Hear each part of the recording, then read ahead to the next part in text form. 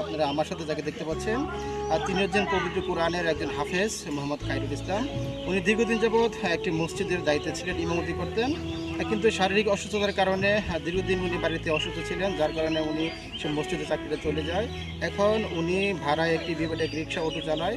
এখন উনি দেশ বিদেশে অনেকের কাছে সাহায্য সহযোগিতা চেয়েছে, কারণ আপনাদের কাছে যতবারে আমি মানুষের জন্য সাহায্য চেয়েছি আপনারা করেছেন। এর আগে আমরা একজনকে সেনা মেশিন দিয়েছি, একজনকে ঘর করে দিয়েছি, একজনকে একটা টিউবওয়েল আমরা স্থাপন করে দিয়েছি, তারপর হচ্ছে বিভিন্ন সাহায্য সহযোগিতা আমরা করতেছি। এখন আপনারা যদি দেশ এবং বিদেশ থেকে আমাদের মনোহরদীর এই হুজুরের জন্য আপনারা একটু সাহায্য সহযোগিতা করতে পারেন, যদি একটা অটো হয় তাহলে ওনার পরিবার নিয়ে উনি ভালো চলতে পারে। তো আশা করি সবাই সাহায্য এবং সহযোগিতা করবেন। ধন্যবাদ সবাইকে।